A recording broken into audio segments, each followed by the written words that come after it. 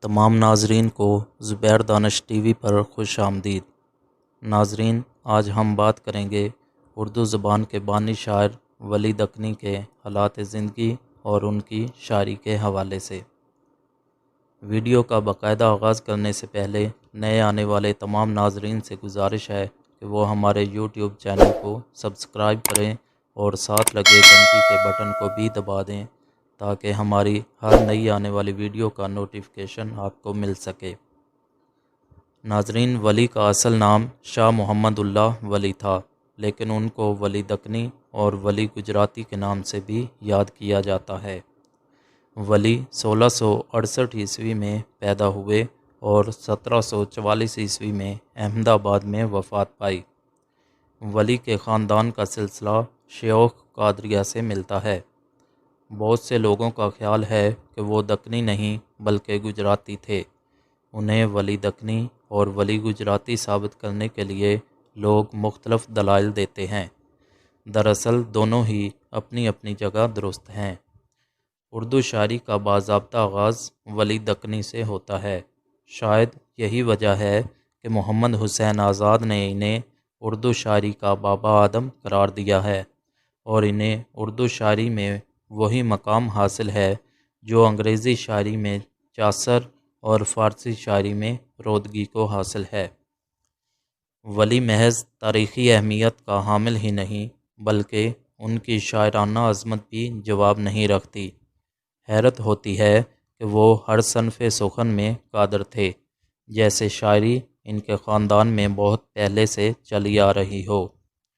ولی نے غزل، قصیدہ، رباعی، مستزاد، قطع اور مثنوی کے علاوہ کچھ ایسی اصناف پر بھی طبع آزمائی کی ہے جو آج کل رائج نہیں ہیں۔ یہ الگ بات ہے کہ ولی کو غزل نے اور غزل کو ولی نے جو شہرت عطا کی وہ دوسری کسی اصناف کے حصے میں نہیں آ سکی۔ ولی نے اردو غزل کو نئی وسعتوں سے آشنا کیا اور اسے ایک نیا وقار عطا کیا۔ ولی کا ایک اور ادبی کارنامہ یہ ہے کہ انہوں نے شمال اور جنوب کو شعری روایات کے رشتے میں منسلک کر دیا۔ ولی نے پہلی بار اردو کو جغرافیائی حدود سے آزاد کر کے اسے سارے ہندوستان میں ادبی ابلاغ و ترسیل کے ایک مؤثر وسیلے کی حیثیت سے روشناس کروایا اور اسے ملک گیر اہمیت کا حامل بنا دیا۔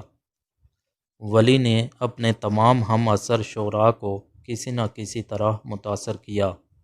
غزل پر انہوں نے اتنے گہرے نقش مرتب کیے ہیں کہ ان کی حیثیت تاریخی ہو گئی ہے۔ ولی ہندی شاعری کی روایات سے بھی کافی متاثر تھے۔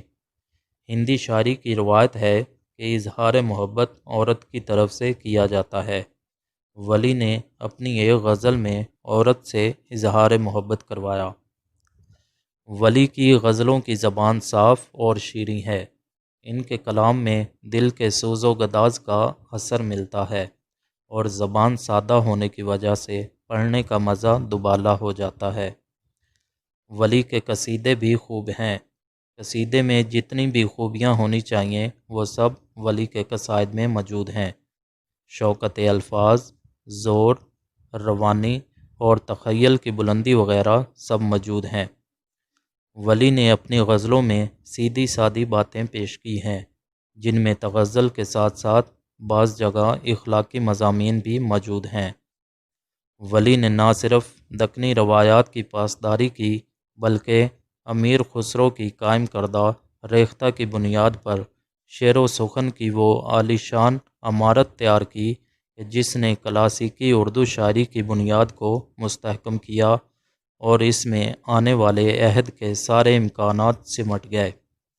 ولی کا کمال یہ ہے کہ انہوں نے اردو غزل کے ساز پر جو نغمے چھیڑے، دنیائے غزل میں ان کی صدائے بازگشت آج تک سنائی دی جا رہی ہے۔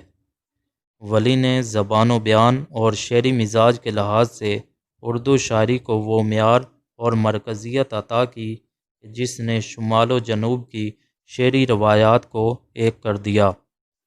مجموعی طور پر ولی نے ایک ایسا رنگ شاعری ایجاد کیا جس پر ایرانی اثرات کے ساتھ ساتھ ہندوستانی فضا کی خوشبو بھی موجود ہے۔